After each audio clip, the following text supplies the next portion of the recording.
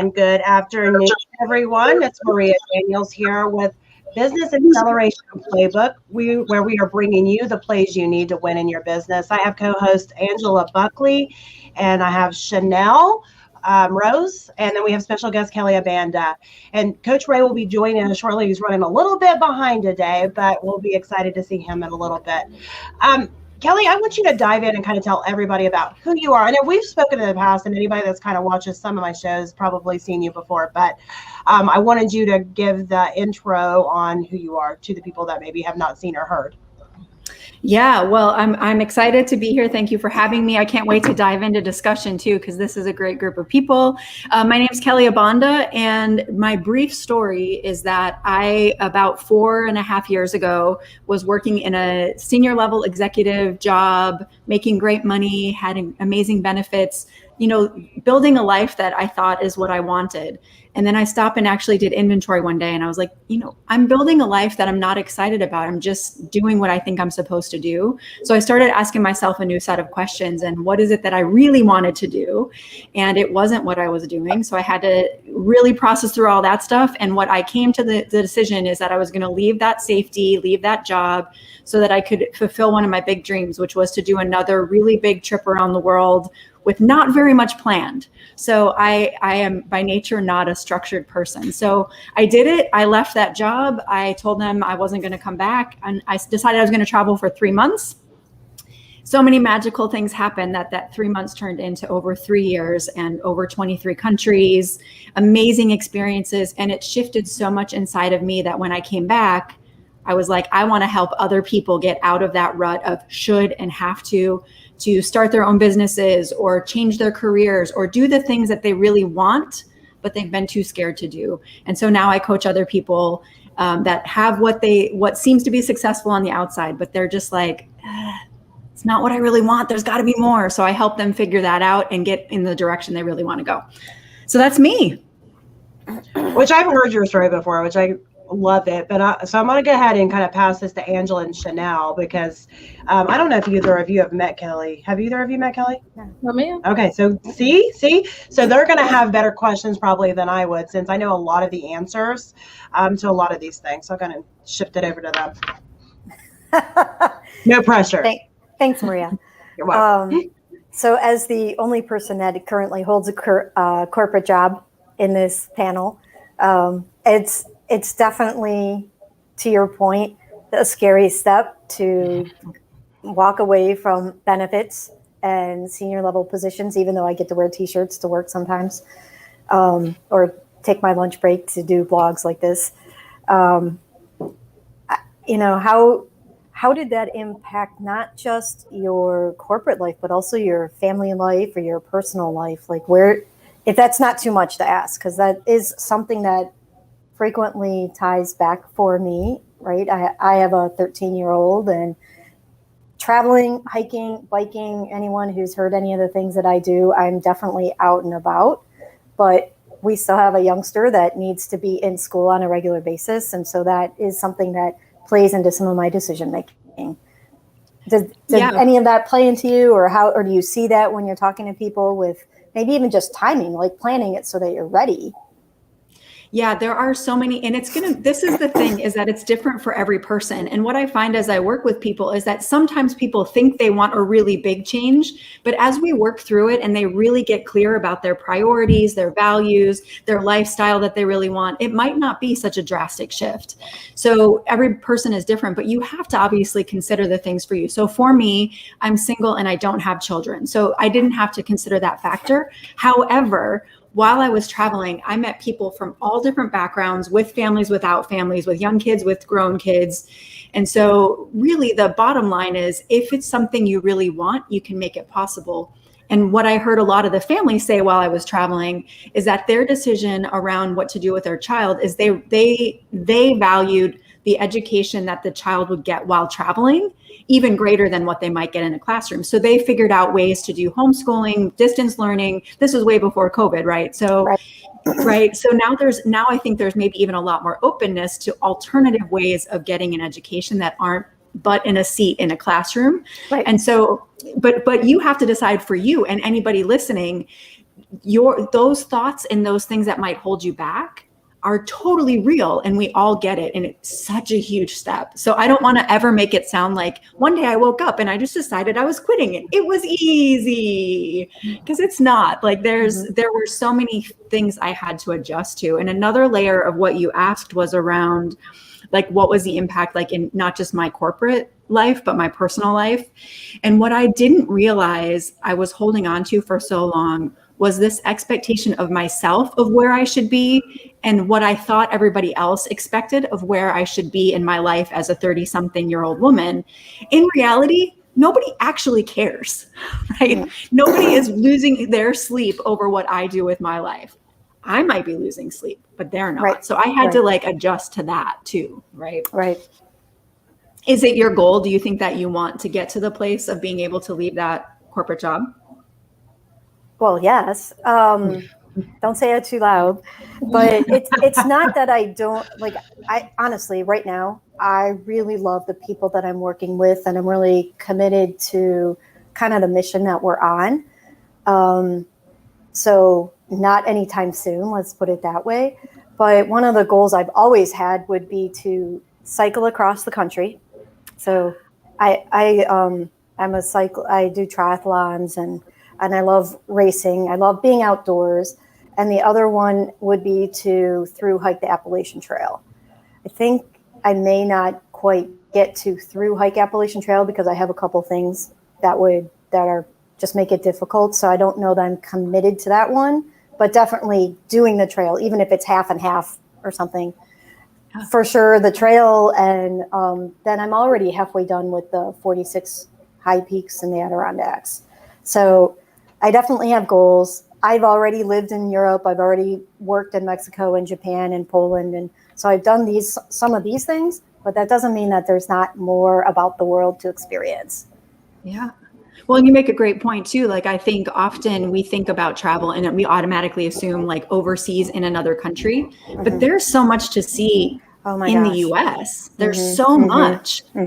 And that the Appalachian Trail, like that's amazing. And this is where my brain will go when I hear people's stories and what they love. I'm already like, oh my gosh, you could totally do like blogging. You could create like a little like around cycling across the country, the stories that you could weave in of all the people that you would meet. Like so many people would be all about that. You could like, I could even just see it being like, you know, it builds so that people and in new cities are waiting for you to get there and they're excited and, you know. Yep.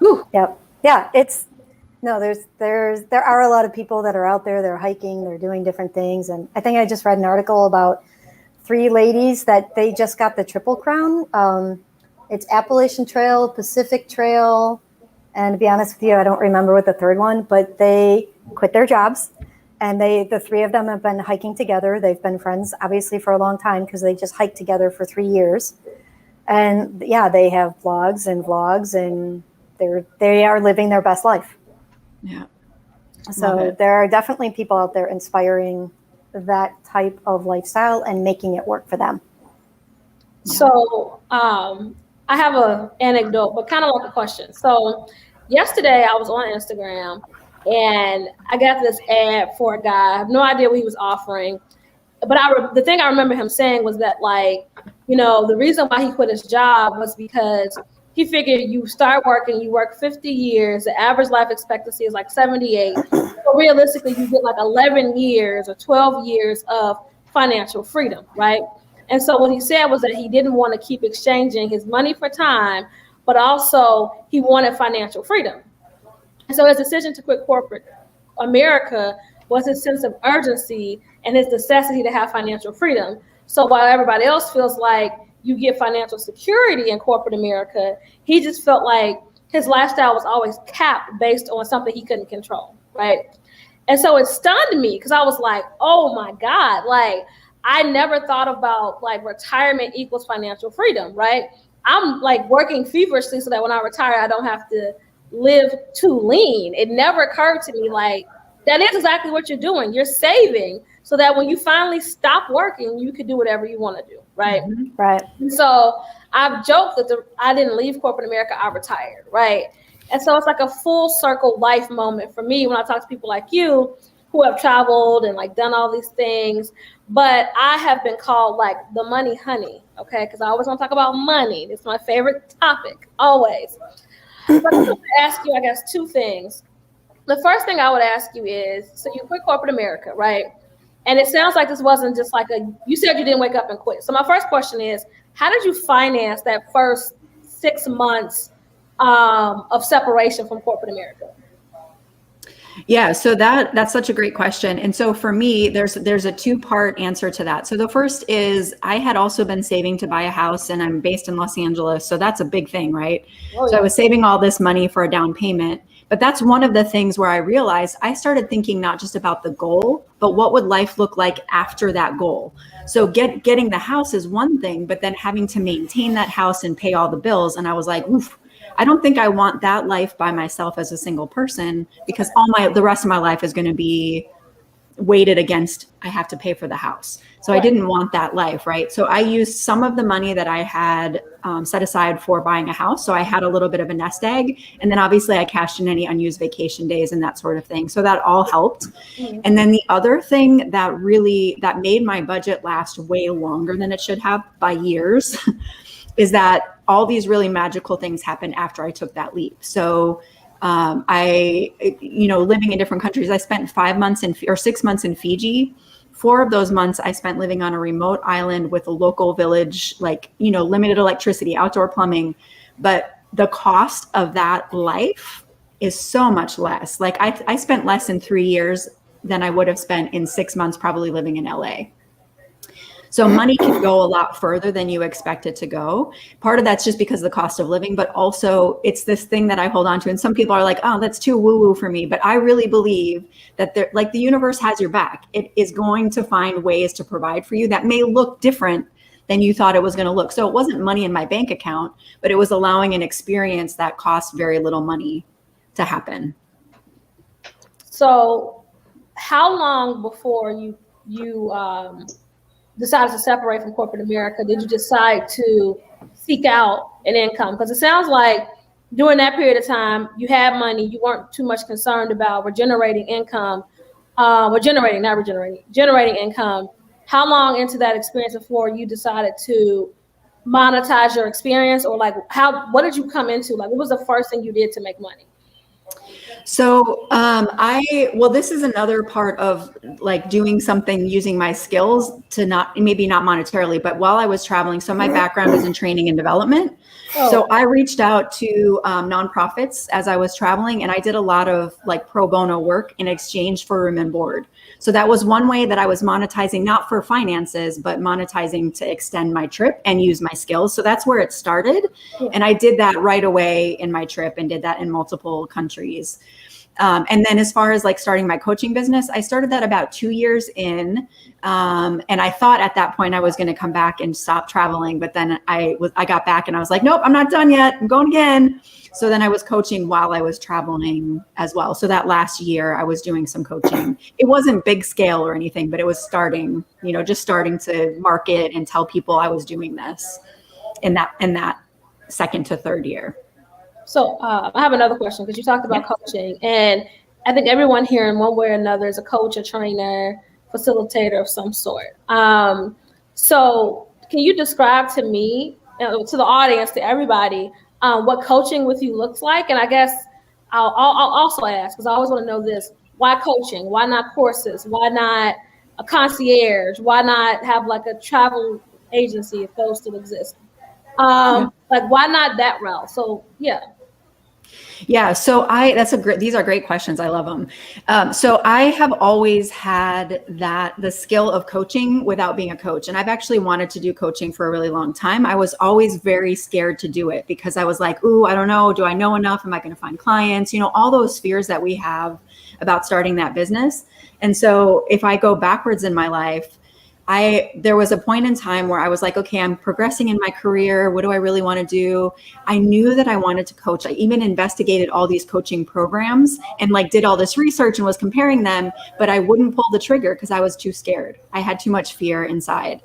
And then instead I went back and got my graduate degree because that was easy in comparison, right? Hi. Did you do that? Did you do that too? I have so many degrees, it's ridiculous. Don't even ask.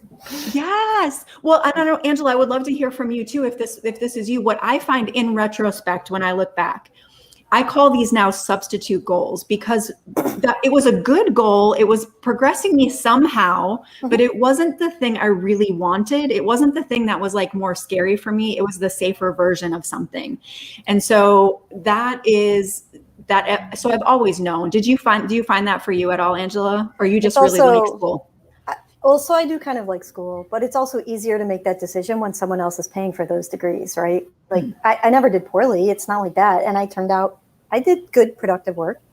I mean, but yeah, if I could figure out, so you can see my shirt even, I didn't even know we were going to be talking to you today. But if I could figure out how to take my leadership series and put that into retreat format and the hiking in the outdoors, like you see a lot of the analogies for the people I'm trying to reach, be that outdoor, that nature, like we learn where there's so much to learn from nature. But yes, definitely a little bit fearful to take that step. Again, child, there's definitely moving pieces going on in my life right now, finishing my dissertation, and I'm so far like must finish just to be done, right? Like to not be done at this point is silly. But you're close. What's after that is the next, the planning. And I have investigated every coaching program out there. Yes. And I have not pulled the trigger. So because those are safe. Yeah, no, I'm totally with you. And those are safe spaces, right? Because looking at something and dreaming about doing something are still safe. They're exciting, but they're still safe. In order to actually get towards that, we got to go through the whole process, which makes us super uncomfortable. So I'm also certified in change management. And the whole basis of that, right, is we want to be comfortable and in control. I actively teach that, right? So this is it. Listen, here's another thing. I hope we all can agree on this. Just because we're coaches, just because we help other people doesn't mean we get it right all the time, right? No, we still need reminders, and we've got to be coached. So sometimes I go through my own reading and I'm like, oh, that was really profound. I should listen to my own words. I'm actually smarter than I was giving my If I would just apply what I wrote on my own, I would be much better off right now. So yes, I hear you. And I've experienced that too, right? So my clients are different. And I guess we didn't really fully introduce ourselves. So I do a lot of different things, but by trade, what brings me the most joy, where my business is cemented now, is I call myself a course and ebook guru. So all I do all day long is talk to mostly women about how to automate different processes in their business. Because oftentimes, if you've been a practitioner for at least a couple of years, there's something that you're talking about or teaching that can be spread out into a training where you can make more money, and or a course where you can make money and not have to be present, right? And so we dig in deep, and we really just take it from being a Cheesecake Factory listing of the things you offer, because that's usually what happens when you first quit your job. You'll do anything, right? And we turn it into a nice little petite dessert menu style of offerings that will just make you more money and you do less work. And so for me, because you were talking about like why you became a coach, how I ended up doing courses is because I don't like to work all day. And there are people who do, right? Like I'm not a workhorse. I've never been a workhorse. I'll do the work to get to the point where I can work less. That's about the only time I want to work hard.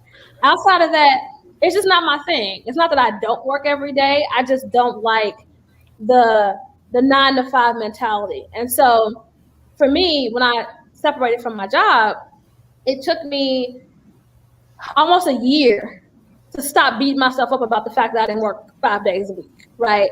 I can remember, and I don't know if you experienced this, I can remember leaving, like working 9 to 5 every day. I had a system, right? And then if I took time off, like for no reason, I was just tired, right? That following week, I was working from 9 to 9. And like I would even work that next weekend because my brain, right, just wouldn't allow me to think that it was okay to like work less and get more, right?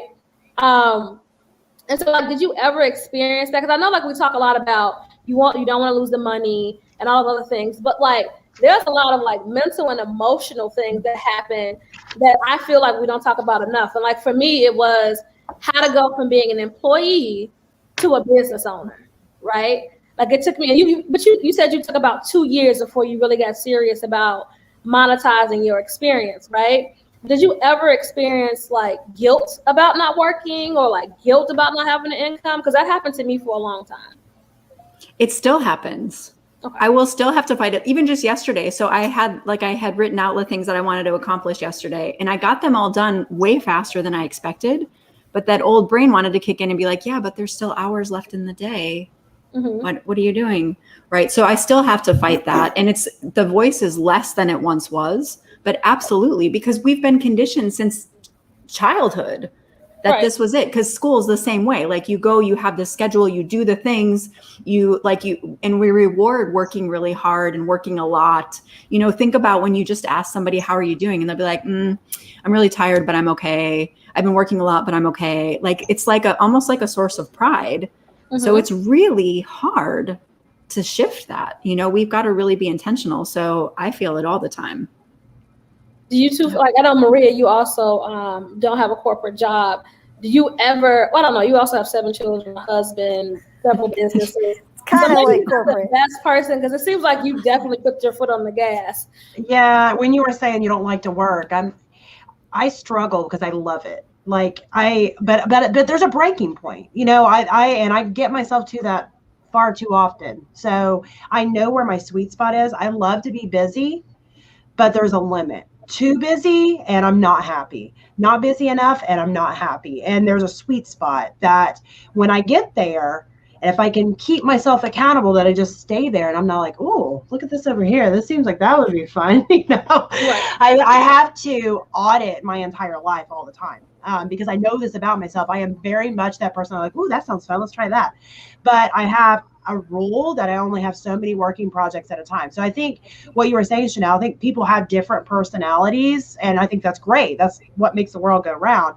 But there's pluses and minuses, obviously, to both. So it's kind of really tapping into kind of the superpower within your personality and knowing your limitations on the things that maybe you're not so great at naturally. And for me, it's, not realizing kind of my limitations, because I do really love my free time too. And I think that's where I end up feeling imbalanced sometimes. I want my free time. I crave that free time, but then I like over schedule myself to where I don't have it. And I'm like screaming and, so yeah. So I have another question, because we're talking about time. And so I've done a lot of research in terms of like helping people separate from their jobs, even before like I decided it was something I wanted to do. And one of the things that people complain about all the time is they want to buy their time back, right? So they want to become an entrepreneur, so they have control over their time. But I have clients all the time. The failure is not in the technical acumen. It's not in the genius. It's literally in they don't manage their time well, right? Because you go from a very structured, I have to be at work at 9 o'clock and I have to clock out at a certain time. I have to make my train at a certain time. I have to cook dinner at a certain time, right? How do you manage, like, how do you do time management stuff? Like, I know you have a change management certification, so you're probably like the most expert in this. How do you tell people, even like your clients or yourself, what do you do? How do you manage your time? So, I mean, it's a great question. And I think going back to like what Maria said and what you were alluding to too, I don't think there's one formula, because if you really want to be successful, you have to incorporate what works for you. Right. So like I have a friend who loves structure, and I have clients who love structure, and they want things to be really, that's where they feel secure and ready and they want to go. So they've got to schedule their time and manage their time in a way that fits with that personality. I, on the other hand, am super unstructured. I don't like routine. So I don't want to have every day look the same. So I have to incorporate that into how I schedule my time. So again, we learn that everything should be one formula, right? Like class is one way. This is what success is. Success is getting good grades and going to college. And who said that's the only definition of success? Why do we choose that? People have a lot to contribute that maybe that's not their strong suit, but are we going to say they can't be successful? No. Incorporate whatever it works for you. So and another way to think about that is like, where do you find resistance? So like Maria, you were talking about like the squirrel, I call it our BS, our brain squirrels, like, right? Like where do you find resistance? So for you, My issue is that I get too distracted. Okay, so how do I fix that works for me? Somebody else might be like, I don't know what to prioritize. Okay, so then let's figure out, how do you decide what to prioritize? So like anything, I think you've got to look at what works for you. Absolutely. I think it's great. Angela, what about you? I know you're smirking a lot. So I figured Jen's I'm not smirking. Oh, smiling. I don't know, smirking and smiling. Looks like a smirk. What works for me? So I'm definitely a more structured person, but then I bulk at having too much structure. So I think that there definitely has to be a balance. As you know, I have this crazy, like, hey, engineering over here, and then, oh, but I'm doing music performance and wearing crazy outfits and whatever else. So I struggle sometimes when I go to some of these classes because they definitely want to put you in the right box or the left box. And I did one of those whole brain tests, and the lady was like, this is the first time ever that someone scored 100% neutral. She's like, in 20 years, you have some that are like whole brain with this influence or whole brain with that one. She's like, I was right smack down the middle. So once again, I like to defy all those, monikers. You're like, thanks a lot. This is not helpful at all. It's not helpful at all. Like, inconclusive is super difficult, right? But here's the thing, like, I know it's difficult because our society wants us to fit into boxes, right? Mm-hmm. But also, like, there's such beauty in that. And I think, Chanel, going back to your question about like why coaching, one of the things that I think is my superpower is like asking good questions that get to the heart of something. And part of that is recognizing that every person already has answers in them. Right. So we're looking to external things to tell us like, oh, if I use this kind of system, I'm going to be successful. But if it doesn't work for us, then we feel like we've failed instead of being like, that just doesn't work for me. And I can just put it aside. Like if I try on a shirt and I don't like it, it's not like there's not something wrong with me. I just don't like this shirt. Well, the shirt doesn't work for you. Like the shirt's problem, not your problem. Exactly. It's not, but that's not how we're conditioned, right? So I think it's awesome that you are in this space, and probably when you probably have the answers, you just need some help getting it out. And then you're probably going to create some system that all the people who feel totally divided are like, oh my gosh, yes, I've been waiting for somebody to speak my language. Right. Yep. I'm definitely the translator. Like the bridge, right? So yeah. But it's okay. Like, the thing that's nice about it is that I can fit in either world for a while. And so if I go somewhere, I feel comfortable. You want to go to manufacturing? Sure. You want to go into the arts? Sure. The challenge is that I don't feel comfortable 100% of the time or for long periods of time. So finding that balance where it works back and forth. I'm trying to encourage my son to go into technical theater, right? Like engineering, super tech, but also the music, because he's got that same skill set. I see him divided that way as well. Or unified. Honestly, we're not divided. The problem is that we're unified, right? Yeah. You can do anything. I think a lot of times with my clients, they're similar to you. They've been successful at anything they try, right? And so it puts you in this elite class of learner where you can just kind of learn anything and adapt and do well, right? Most people, like you said, they're either right brain or left brain, or they're really good at this type of thing, and then like their brain doesn't wander, right?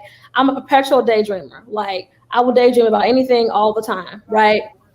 And I've also been really, really good at anything that I try. So the challenge is always, for me, I love a good honeymoon, right?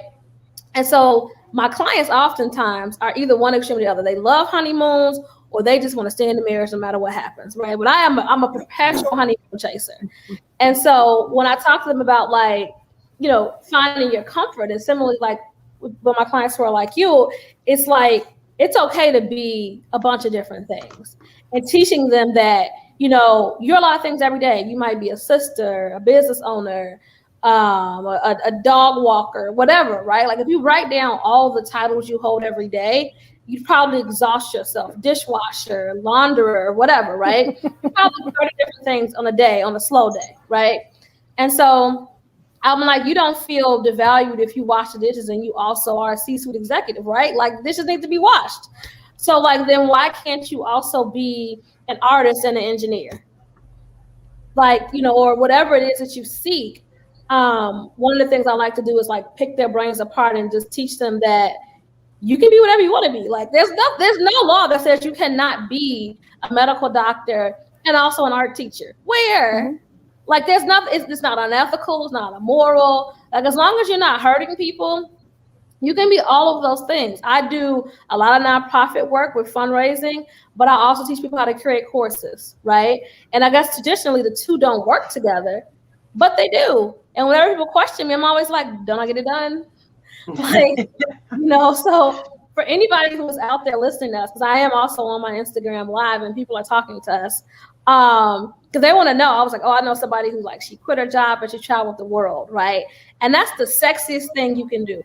Okay, like everybody wants to quit their job and travel the world, but they're afraid that you can't do both things. But the reality is that like you don't quit life, you don't stop earning because you don't have a job. I am no more aware now about how much money I make than I am because I have to make it myself. Right? That's so true. And I'm better at it. Yeah. Mm-hmm.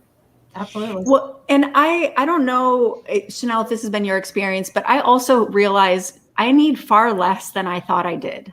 Oh, like when I was making that salary, I was like, oh, I need this. And I'm like, I mean, I welcome all the money. I'm not telling any money not to come. But one of the things that I did in this process was also go through my physical belongings because, you know, I wasn't going to keep a house for 3 years that I wasn't going to be living in.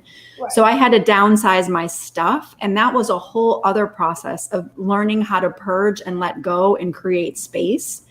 And I realize now I need so much less to actually be happy because now I know what makes me happy. And it's not, money helps me.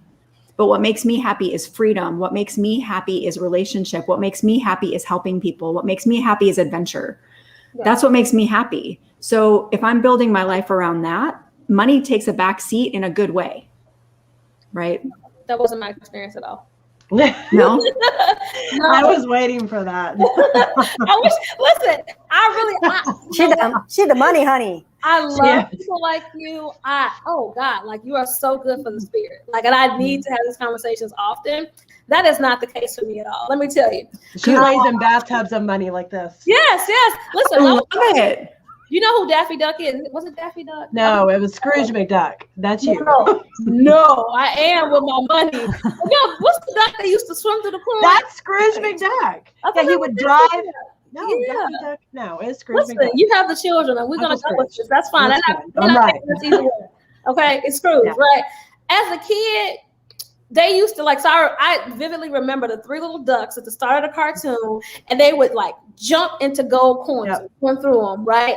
And I loved that. That was my favorite cartoon. And I remember getting this VHS tape so I could record that. And I used to watch that over and over, and it would just excite me. I was like, wow, I can't wait till I'm a duck and I can do this. I was a child, okay? So he was becoming a duck.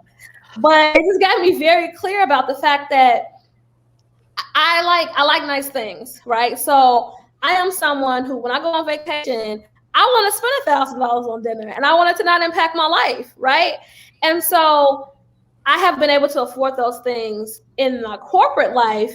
And so I spend differently. I will say that. So I don't need that many clothes. So I don't spend that much money on clothes like I used to. But I have found that I really, truly value things differently. I will say that. So I still want to go to nice dinners. Okay. I still like nice things. I still like nice experiences often. But I can say that I enjoy them more because I earn my money for them. I'm proud of it. You know, it feels like an investment in myself. And I think before it was part showmanship and part stress, right? So I get paid. I'm like, oh, this job sucks. Swipe, right? I go back to the right. And so I don't even know if it felt good. It just felt very necessary, right? And so now the things that I experience and that I enjoy, I appreciate that I can invest in myself in a way that feels good to me. And how I spend money is different. I know that my income is different. It's not what it used to be. And so I don't spend nearly as much money. So in that way, yes, I know I need less, but I always like to be very honest. If you're going to quit your job and support your business, you need more money, right? So in the beginning, how I had more money was I cut my expenses. But now, like the money, the business is doing better. I'm more out there. I'm able to articulate my value better. I still like nice things. And I'm waiting on the day when, like, I don't walk past Nordstrom and be like, I really, that shoes look really cute with that shirt, It has not clicked. But again, I was the kid who loved, what was it, Scrooge McDuck, and I'm never gonna stop. I'm still that girl. Look at how excited I am. I'm a whole adult. But that's just like you were saying to Angela about, like, she can be both these things. Like, that is a thing. Like, you have discovered even more of who you really are. You don't have to be me. I don't have to be you. We just have to understand what makes us work. And so you like nice things. You like nice dinners. That's amazing. And you get to enjoy that because you're setting up your life accordingly. It's amazing. I love it. And I love that we're not all wired the same way. No, but I need people like you in my life, though, because I need you in my life too. So maybe this is meant to be like ground. Because I do. Okay. So somebody's probably, my friend was just like, that really is you. Because I'm on but I did, like, I've been to Marrakesh, right? And so I love London. London is like, I want to live there. I love it. I love everything about it. But my favorite place I've ever been to in life is Marrakesh. And so, I mean, Morocco is a beautiful country. But the thing I like about Morocco, and this is kind of what shifted my perspective, is Morocco is beautiful, period, right? Like, it's not, it's like natural opulence, right? So you have the beautiful mountains, you have this endless amount of desert, you have like these, everything's live and in color. Yeah. And it's full of, and like the life is full of texture. And I feel like sometimes in America, things are just flat, right? Like our buildings are all gray and brown and white and, just flat, right? You go someplace like Morocco, you can, like, literally the buildings have texture, right? And so just they live in a 3D life all the time.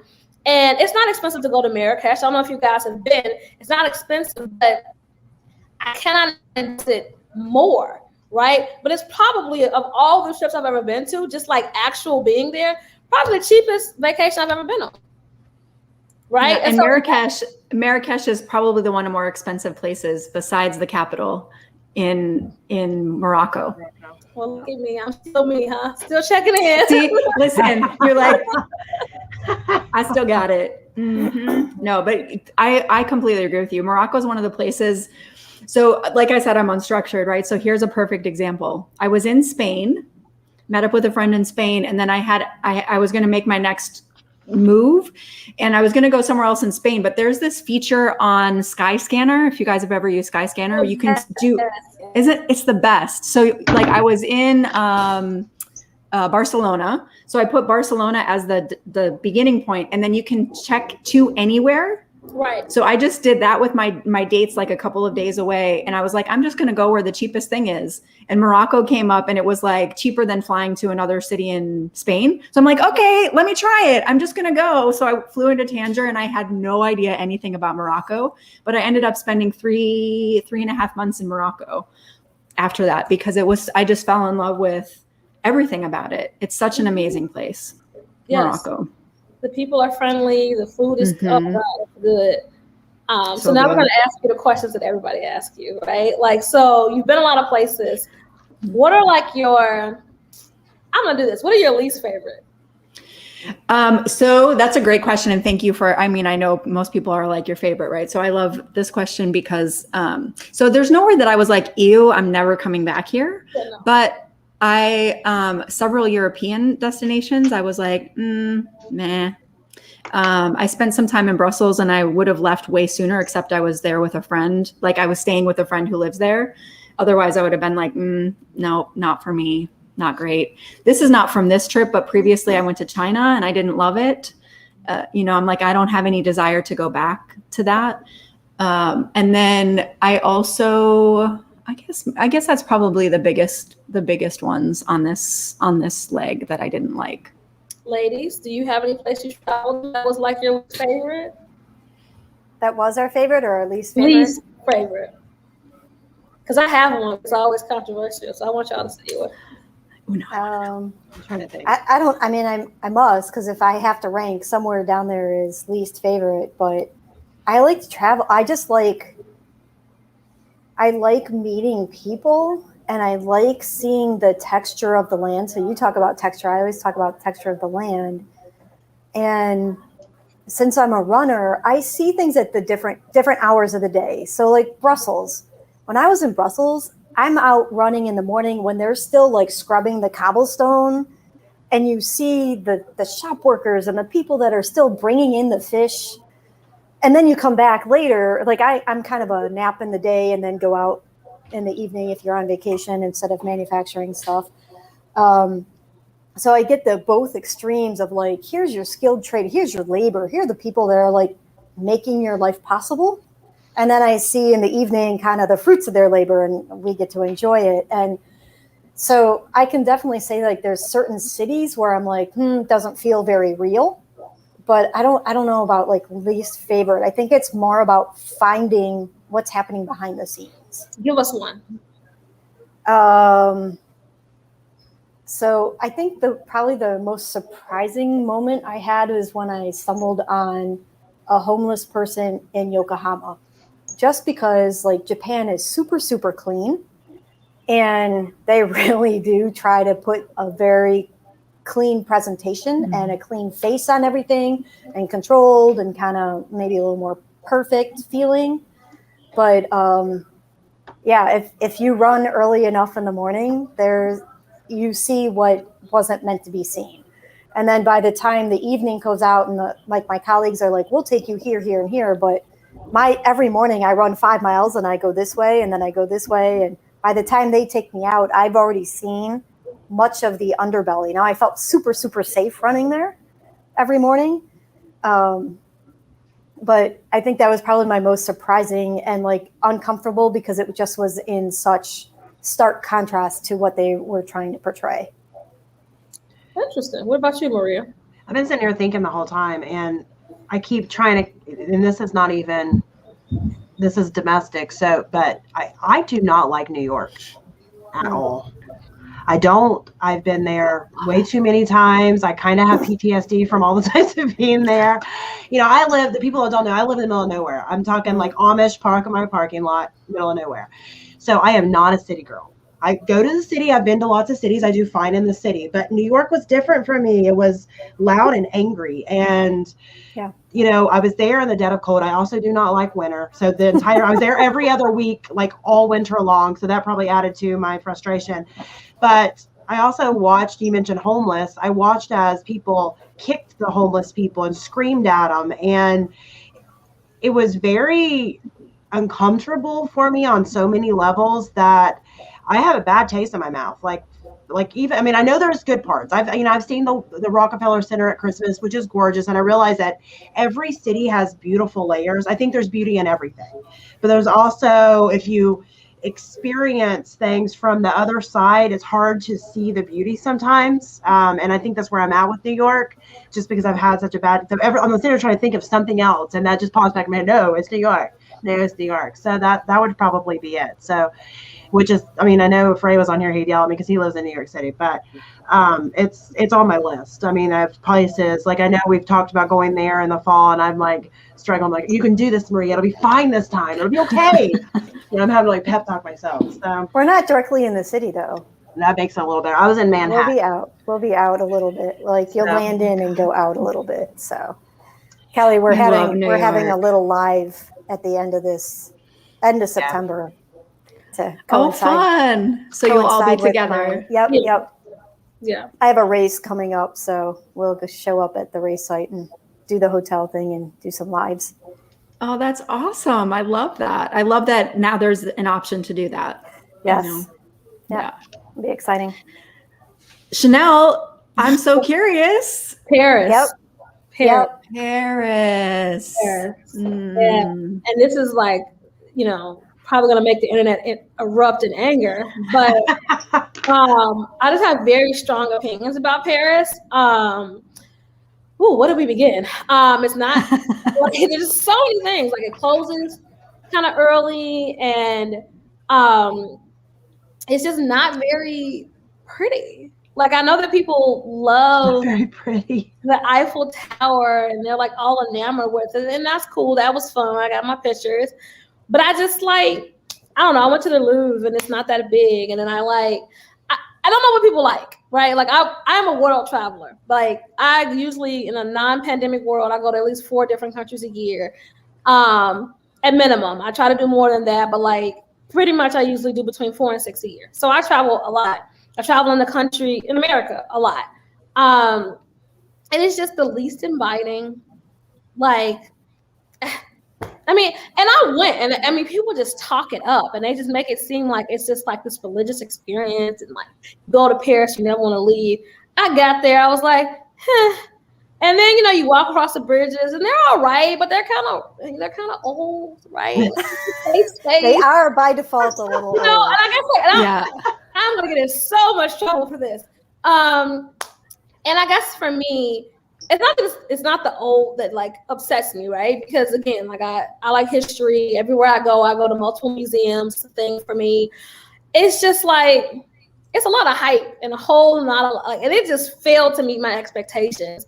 And I don't even know what people go for. I just think people go to say they went. It's expensive. And it's not like fun expensive. Like you go to London, you can walk around London, the people are friendly, it's bright. Paris is kind of dark. And by the Eiffel Tower, it's not that clean. If we're being honest, you spend all this money to go over to get these great pictures. You know what you have to do? You have to go 3 blocks away to get a good picture because it's not clean. Like, there's so many things. I was so disappointed. I never have to go back. Paris kind of smells. It kind of smells. It does. I agree with that. At least Paris, Brussels, they clean every single morning, right? Like, definitely there would be a little bit of a fish tank, but then it cleaned every morning. I never got that impression when I was in Paris. And we showed up in Paris twice when the stupid metro was on strike. And if you have ever been in France when they're on strike, first of all, they're a little bit militant about their striking, which is interesting.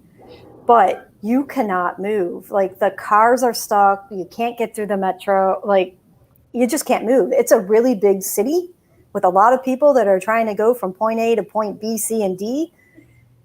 And I don't care what your mode of transportation is. It is a bear. As a person who's worked there, as a person who has the vacation during that time period, it has never been a positive experience when the metro's on. Y'all are making me nervous. You're making me really nervous. I'm the person that goes to the dives. I don't go to touristy places. I go to like the nowhere, like Okay, so go anywhere outside of Paris. France is a beautiful country. They have lots of great things to say. Like there's a reason the Tour de France is Tour de France, not Tour de Paris. Like go see the countryside. Go down to you could just skip France. Like, just go to Ireland. No, the lavender fields are amazing. I mean, Ireland is also beautiful, but here's the thing about travel, right? We could probably all, because like you said, London, I don't love London, but everybody's like, we've got to figure it out for ourselves, right? So go where you think you're going to enjoy it. And if you don't enjoy it, it's okay. That's also an experience. Absolutely. Like, I think we put so much pressure on like, it's got to be the perfect thing, especially because this will get me started on like why we do vacations totally wrong. Because you think about how many people or you've been this person, it was me before, where you take this vacation for a couple of weeks and you're like, oh, everything's great. I'm so relaxed. I feel so good. Everything's going to be zen when I go home. But nothing else has changed. Right. Your priorities haven't changed. Your coworkers haven't changed. Your job hasn't changed. So nothing has actually changed. We can't put that much weight on a vacation to change everything. So sometimes we're going to like it and sometimes we're not. And sometimes it's just like we have a bad season of it or we don't jive the right way. The aura of the place is not matching for us. And that's okay. Right. It's all right. For sure. I don't take beach vacations. If that's like one of those beach countries or those places where you're like supposed to go chill and hang on the beach, I mean, I might go with you if it's for a weekend or something to be supportive, but that is not going to be Angela's vacation and it's definitely not my recharge, right? Yep. And we've all got to know. Although, Angela, I have to say, if you love outdoors, the cool thing about so many beach destinations is they've also got mountains and other really cool things around them. So there's a lot of... And the waves, like if I go to Maine and it's rocky, like the Rocky, those are awesome. Don't get me wrong. But like the the traditional where you see everybody flocking south and laying out on white beaches. Do you see my white skin? It does. This is after spending 3 months in a tanning booth. My girlfriend told me I needed my money back. So it actually took work to get this much color. I mean, I think it's really important, like, as people are even listening to us, to understand, like, we don't all have like a least favorite. We probably don't all have the favorite place, right? But it's just important. I tell young people, because I'm a mentor, and I always tell them, like, you have to travel. It cleanses the soul. Like, I don't love Paris, but I went to Marrakesh and Paris together, right? And so I did have a religious experience when I was in Morocco, another day for that conversation. But Paris just wasn't my least favorite. And maybe it was because Morocco was so great, but also just, I love cities, but like, I just look for a certain kind of thing, right? And so even as you're thinking about like separating from your job, right? Because ultimately, like, that's what you did, that's what you coach for, that is what you have been called to do. I think for me, the hard part was understanding like what my hobbies were, you know, and I was disappointed to find out that all my hobbies were very expensive. Like, traveling is expensive, right? But, you know, you can do it, right? Like, you're living proof that you can sustain yourself on a savings. I think that that's important as we are having people listen to us. You saved and you reallocated, right? Like, as a business owner, you have to reallocate too. You can make it work. Do you have like one piece of advice? I'm ready to quit my job, right? Like, I have $100,000 in the bank. I'm ready to quit my job. What would you recommend someone do before they take that leap? Besides hire you. I mean, that's true. Definitely hire me. I think the biggest thing is understanding why you want to make the move that you're about to make. Because if you, just like how if we go to Paris and expect that to magically fulfill something for us or something, like, know why you really want it. Are you trying to run from something, or are you trying to create something? And be really clear about that, because if it's just that I don't like anything that's happening, so I'm going to quit it and hope that the next thing is going to happen and make me happy, that might not do it. So really examine why you're making that move and what you're hoping happens as a result, and keep that as your focus. So if you think you want to quit because you want to start a business, and then as you do that, like, some other job comes and it offers you all the things that you were actually looking for, don't be close to taking that job, because what if that's actually what the path was supposed to be, right? What do you really want? That's amazing advice. Absolutely. Like, I don't know how you follow up from that, other than to say, like, I'm going to journal on that day. Because you're right. And, you know, really quickly, I know I keep taking over, but like, when I decided to separate from my job, all my friends started offering me jobs, right? And so then before I quit and I didn't know what I wanted to do, everybody suggested that I should go back to school, right? And so my rule of thumb is that, like, if somebody tells you to go back to school, your initial thought is no, don't do it. That'll never change. You know what school is. No matter what level you are in school, school is the same thing. It's homework, it's requirements, it's structure, right? So if you don't want to do it, don't do it. But just start trying different things. Like I tell my clients all the time, get a hobby. You know, you're angry, you hate your job, get a hobby. And they're always like, what? I'm like, you need something that brings you joy that has nothing to do with other people. So knit, I don't know, go on hikes, run a marathon, do something that is different from what you're doing right now, and it'll open up your mind to the possibility of change. And I'll be honest with you, most of my clients never quit their job. I would say 20% of them quit their job, but for the most part, they keep their job because, you know, what I do is different, right? Like, I don't try to get them to leave their job, but I just love what you're doing. And I wish, like, I would have met you when I was trying to quit my job. I would have been much more confident. I probably would have wasted less money too. So they definitely your story will help inform the people that you work with too, right? But that's what I say to people, like, can you figure this out on your own? Absolutely. And I will say too, Chanel, that all my clients don't quit their jobs. In fact, it probably is a small portion, but it's because as we work together, they realize what's actually important to them. And it's not, that's why I say it's so important. Like, why do you want to make this change? To really get clear about it, because a lot of times it's not what you think it is. You have to dig in and ask more questions. But I totally lost my train of thought. I was going to say something exactly to what you said, but I forgot. Oh, we were talking about like quitting your job and why quitting your job is not for everybody.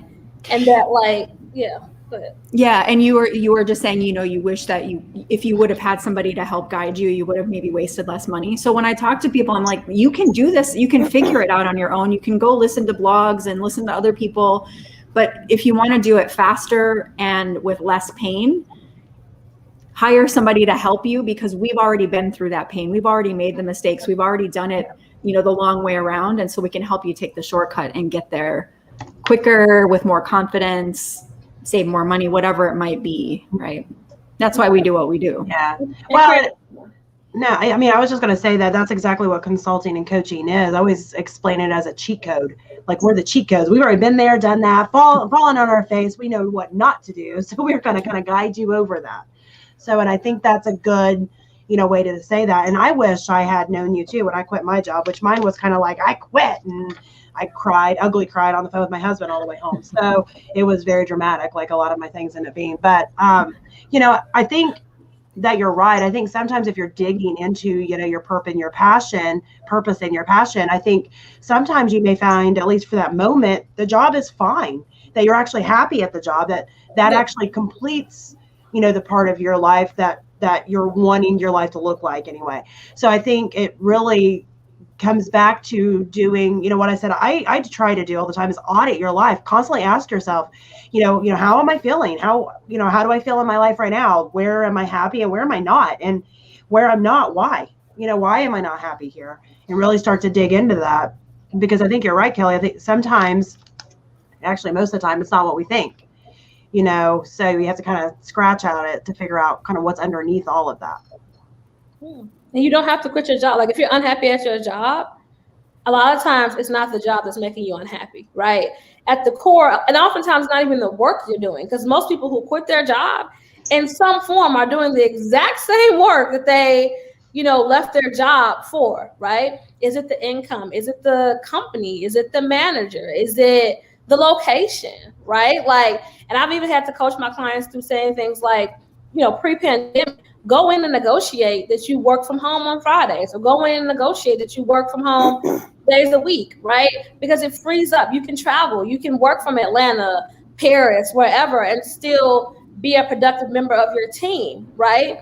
A lot of times companies don't want to lose talent, and they will negotiate some type of added value that doesn't cost them anything. It doesn't cost them anything to have you work from home, right? It doesn't, but and even sometimes even negotiating more vacation time, right? I had a client I negotiated to work, an extra week of vacation, but the negotiation around that was it could only be during off-peak time. So she got an extra week of vacation that didn't really cost him anything because she did it in a non-peak time, right? So it's just like understanding what that change management is for your circumstances and just getting really clear about how you can have it.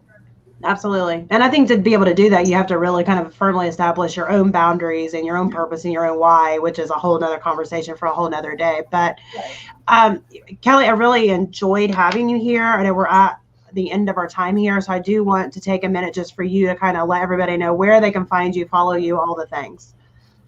Yeah, well, I would love it if people connect and let me know that this is how you heard about me. So I am on Instagram and Facebook under Kelly Abanda, my name, and Design Your Detour. I have both, but Kelly Abanda is the best way. So you can find me there on IG and Facebook. And then for anybody, like if you're listening and you are in this space of, I'm in that boat where I think I want to make a change here. I think maybe I want to I love how you say it, Chanel, separate from my job to do something new. If you're in that space and you want to just chat, if you go to designyourdetour.com, there is a space on there where you can just book a 20-minute call. We'll have a coffee chat. I'll ask you a few questions and see if I can help you there. And then if there's ways that we can continue to work together, I work one-on-one and in group settings to help people either figure out what it is they really want to do, because really you've got to start there. Or if they know for sure already what they want to do, then I help them make a plan to make that happen. So one of the things that you were just alluding to, Maria, is that we have to know like what's important to us. And one of the things I have loved doing with people is getting them to identify their top 5 in life. So one awesome thing about the world we live in is so much is possible, but also so much as possible that we think we need to do it all. I have to write a book. I have to do this. I want to do this. I want to do this. I want to do this. And then we get so overwhelmed, we don't do one thing, or we feel bad that we're not doing all the things. So helping people really narrow it in and be like, actually, these are the most important things. If I get through these and there's time for other stuff, cool. But this is what's most important, so that you can have confidence in really doing those things. So yeah, I'd welcome any conversations with people, and don't do this alone. This, listen to podcasts like this, take advantage of offers like this, have conversations with people who have done it, so that you're not doing it alone. Absolutely. Great advice. Angela, Chanel, you all have anything before we end? No, thank you so much for joining us today. I think maybe I'll give you a phone call here at some point. Do it. I'd love to chat. Please join us on the unemployment line, Angela. It'll be fun. Yeah. No Hey. We'll make shirts. I have a few steps that I have plans, so don't worry. We Awesome. know. Thank you, Kelly, so much. I enjoyed chatting with you. That was great. Thank you, guys. Yeah, thanks so much. Next week, we will be back again with the Business Acceleration Playbook at 1 p.m. Eastern Time. And make sure you like and share at Business Acceleration Playbook. And go check out Kelly over at designyourdetour.com for more information about how she can help you design your own detour for your own life. And thanks until next week. See you later. See ya.